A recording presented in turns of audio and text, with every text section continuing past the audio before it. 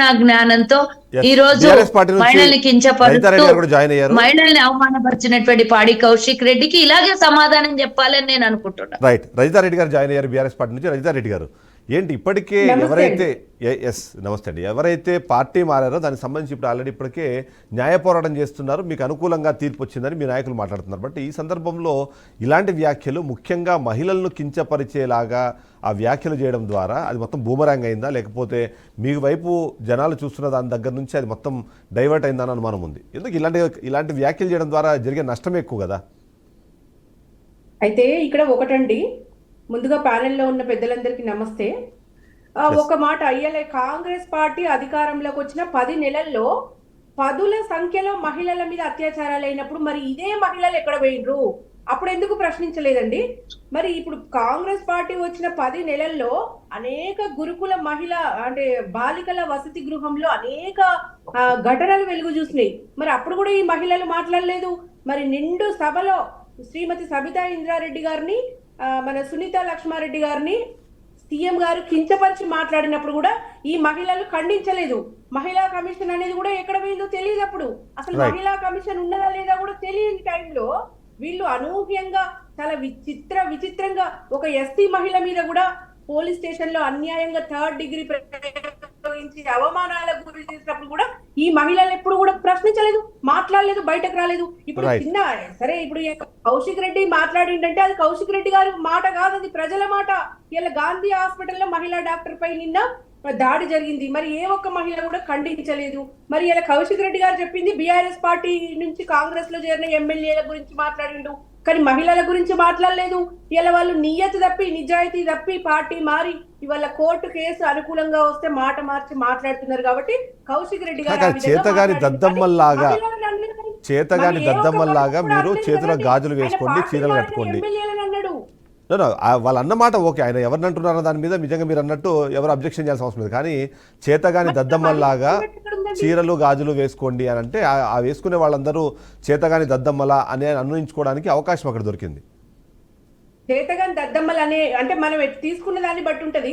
ఇక్కడ మహిళలను అనుచిత వ్యాఖ్యలు అన్నట్టు ఎక్కడా లేదు. నిజంగా కూడా పార్టీ మారిన ఎమ్మెల్యేలు రాజీనామా చేసి ఉప ఎన్నికలకు రావాలనేది ప్రజల డిమాండ్. ఇది కౌశిక్ రెడ్డి గారి మాట కాదని చెప్తున్నా నేను. ఈ రోజు కౌశిక్ రెడ్డి గారి మాటలు అంటున్నది డిమాండ్ చేస్తున్నారు ప్రజలు.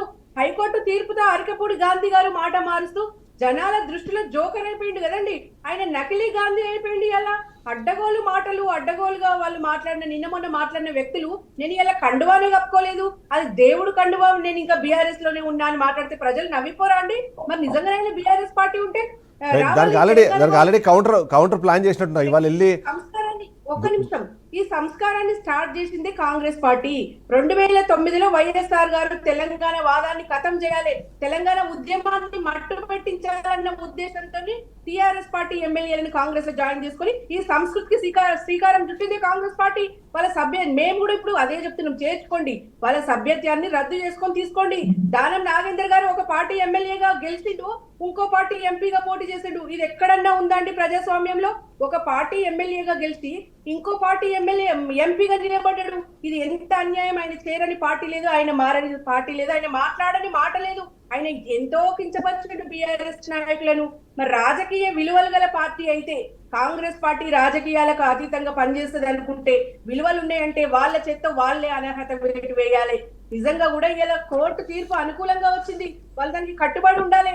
వాళ్ళు ఇప్పుడు 4 వారాలు కాదు 4 ఏళ్ల గడువు అడుగుతున్నారు, ఎందుకంటే ఈ లోపు ఇంకో పార్టీ మారొచ్చని ఉద్దేశంతో. అట్లా ఉంది కాంగ్రెస్ పార్టీ. నీచ సంస్కృతికి దారి తీసింది వాళ్ళే, మళ్ళీ వేరే వాళ్ళని అన్ను కాదు. ఇలా మహిళలకు పెద్దపీట వేస్తూ మహిళలకు ప్రాధాన్యత ఇస్తూ మహిళలకు సముచిత స్థానం ఇచ్చిందే బీఆర్ఎస్ పార్టీ. వీల్లేదు. ఇలా రాష్ట్రంలో 50% కూడా రుణమాఫీ కాలే, 41 లక్షల మంది రుణమాఫీ అవ్వాల్సి. మళ్ళీ డిస్కషన్ డివైడ్ అవుతుంది. కేవలం ఇప్పుడు మహిళలు దానికి సంబంధించి 20 లక్షల మందికి రుణమాఫీ కాలే, అది ఎక్కడ అడుగుతారు ఆ డిస్కషన్ లో కొద్ది మనము. సుజాత గారు, ఇప్పుడు రాష్ట్ర వ్యాప్తంగా మహిళలను ఎక్కడ కించపరిచినా ఏం జరిగినా మీరు రెస్పాండ్ అయితే బాగుండేది. కేవలం రాజకీయ కోణంలో జరిగే కమెంట్స్ కానివ్వండి, లేకపోతే నేను ఇంతకుముందు కూడా ఒక మాట చెప్పాను, స్టేట్మెంట్స్ ఇవ్వడం కన్నా సెన్సేషనైజ్ చేయడానికే ఈ మధ్యకాలంలో రాజకీయ నాయకులు ఎక్కువగా ఆరాటపడుతున్నారు. అందులో భాగంగానే ఈరోజు ఈ షూ కానీ చెప్పులు కానీ చూపించిన ఒక యాక్ట్ అన్నది కూడా కొంతమంది అనుమానం ఉంది. సో మిగిలిన మహిళల మీద జరిగినప్పుడు లేదంటే అలాంటి డిస్కషన్స్ జరిగినప్పుడు రెస్పాండ్ అవ్వని కాంగ్రెస్ పార్టీ మహిళా నాయకురాళ్ళు కేవలం పాడి కౌశిక్ రెడ్డి వచ్చి ఒక స్టేట్మెంట్ ఇవ్వగానే ఆ స్థాయిలో అంత ఆగమేఘాల మీద ప్రెస్ మీట్ పెట్టి మరీ చెప్పు చూపించాల్సిన అవసరం ఎందుకు వచ్చింది అన్నది ఒక ప్రశ్న. సుజాత గారు నన్నే అడిగారా? సుజాత గారు ఎస్. సోదరిమణి పాపము నిద్రలో నుంచి మేల్కొన్నట్టున్నారు. గిరిజన మహిళ మీద అత్యాచారం జరిగినప్పుడు కాంగ్రెస్ నాయకులు పోలేదు, పరామర్శించలేదు, మాట్లాడలేదు, ఎక్కడున్నారు అని అడిగారు. ఫస్ట్ ఆఫ్ ఆల్ నిజాన్ని తెలుసుకోవాలని సోదరికి చెప్తున్నాను నేను. సీతక్క ముందు వరుసలో ఉండి సీతక్క కదా వెళ్ళింది. మాకు బాధ్యత ఉన్నదండి, మహిళలంటే గౌరవం ఉన్నదండి. తెలంగాణ ఇచ్చింది మహిళ, మా తల్లి సోనియమ్మ. ఈరోజు భారతదేశానికి ప్రధానమంత్రిగా చేసింది ఇందిరాగాంధీ. మాకు మహిళలంటే గౌరవం ఉందండి. మేము రాష్ట్రపతిని చేశామండి మహిళని, మాకు గౌరవం ఉందండి మహిళలంటే. మేము తెలంగాణలో తొలి కేబినెట్ లో మహిళలకు స్థానం ఇవ్వకుండా చేయలేదండి. అది మీకున్నటువంటి విజ్ఞత అండి.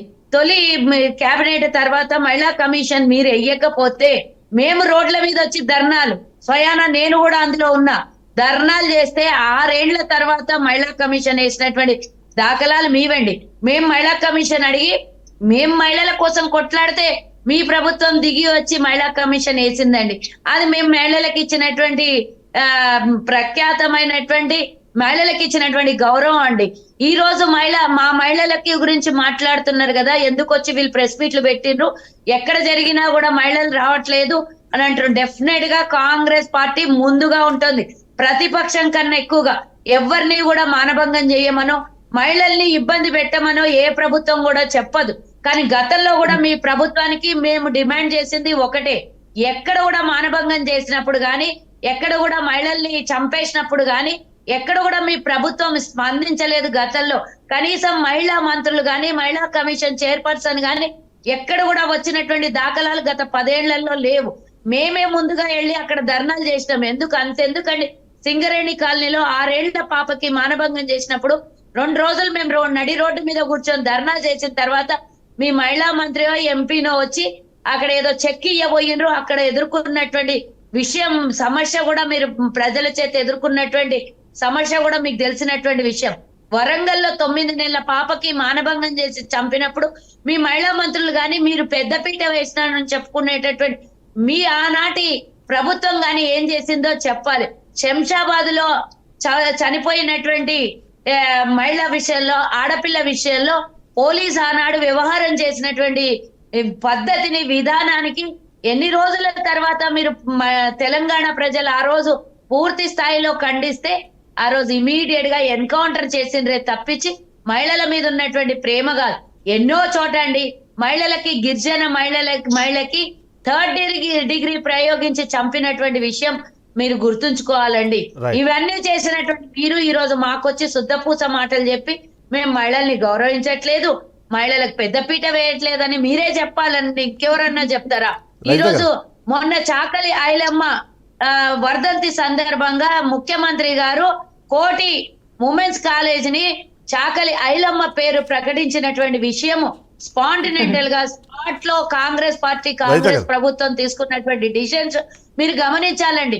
గతంలో 10 ఏళ్లు మీరు ప్రభుత్వంలో ఉంటే ఒక్కరోజు కూడా తెలంగాణ ఉద్యమకారులను గాని, తెలంగాణ కోసం కొట్లాడిన సాయుధ పోరాటం చేసినటువంటి చాకలి ఐలమ్మని మీరు గుర్తించలేదు. మనవరాల్ని మహిళా కమిషన్ చేర్చుకొని ఆ రోజు ప్రకటించినటువంటి విషయం మీరు గమనించాలి. సుజాత గారు ఒకసారి రజిత గారిని రెస్పాండ్ అవ్వండి. రజిత గారు చాలా ఎగ్జాంపుల్స్ చెప్పారు ఇప్పుడు. రజిత గారు చెప్పండి. ఒక్క నిమిషం, నేను ఒక ఆన్సర్ చెప్తా అండి తన సోదరికి. ఇంకొకటి, ఈరోజు తెలంగాణ ప్రజలు అడుగుతున్నారంట, అంటే ఇక్కడ మళ్ళీ ఎన్నికలు రావాలి అని ప్రజలు అడిగిందంట. ప్రజలు అడుగుతారా అండి మీకు వచ్చి, మీ దగ్గరకు వచ్చి?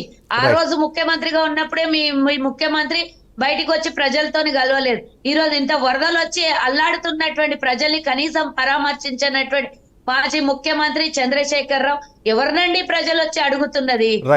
మీరు ఆ రోజు మా 12 మంది ఎమ్మెల్యేలని మీ పార్టీలో Yes, yes. చేసుకొని ఒకసారి కడవలు కప్పుకొని సుజాత గారు. PLP విలీనం చేసుకున్నప్పుడు ఈ తెలివి ఎక్కడ రైట్ పోయిందండి సుజాత గారు మీ మహిళా ఒకసారి సమాజానికి? రజిత గారు రెస్పాండ్ అవ్వండి. రజిత గారు చాలా ఎగ్జాంపుల్స్ చెప్పారు, అంటే మీరు అధికారంలో ఉన్నప్పుడు ఎలా జరిగింది, కాంగ్రెస్ పార్టీ అధికారంలోకి వచ్చిన తర్వాత ఎలా పరిస్థితులు మారాయన్న విషయంలో. సో ఆ సందర్భంలో చూస్తే మరి ఇక్కడ ఒక విషయం గుర్తు చేసుకోవాలండి.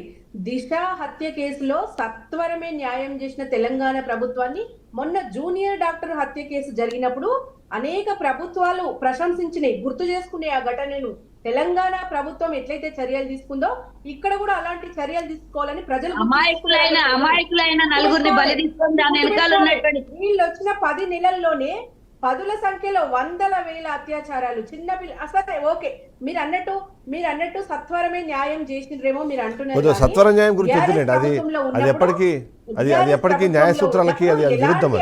వాటిని మనం యాక్సెప్ట్ చేస్తూ లా అండ్ ఆర్డర్ కి ఎటువంటి ఆటంకం ఉందండి. జరుగుతుంది. నేను చెప్పినటువంటి ఎగ్జాంపుల్ కాన్సెప్ట్ చెప్పండి రజిత గారు. Yes, లా రజిత అండ్ గారు. ఆర్డర్ పటిష్టంగా ఉంటే 60 ఏళ్ల ముసలమ్మ నుంచి మొదలు పెడితే 6 సంవత్సరాల ఆడపిల్లల్ని మానభంగం చేసి హైదరాబాద్ ని గుట్కాని లేకపోతే డ్రగ్స్ కి అడ్డాగా మార్చినటువంటి మీ ప్రభుత్వము లా అండ్ ఆర్డర్ కరెక్ట్ గా పనిచేసింది, చాలా Right, కంట్రోల్ right, ఉంది right. అంటే సుజాత గారు ఒకసారి రజిత గారిని కంప్లీట్ చేయండి. రజిత గారు ప్రభుత్వంలో ఉన్నది మీరే మరి మీరెందుకు ఆపలేకపోతున్నారు ఇవి? సరే మీరు సమర్థవంతమైన మనుషులే కదా, మరి మీరెందుకు ఆపలేకపోతున్నారు?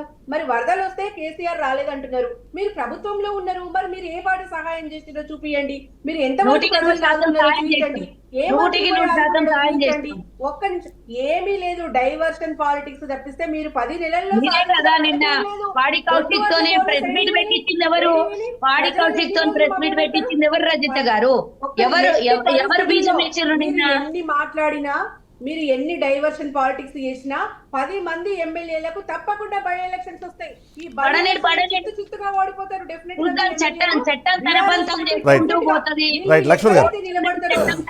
చేసుకుంటూ పోతుంది.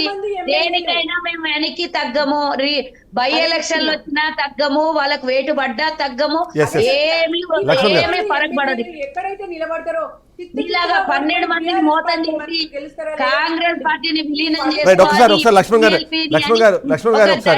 దళిత సిఎల్పి ఉంటే ఓర్చనటువంటి మీ నాయకుడు మా సిఎల్పిని విలీనం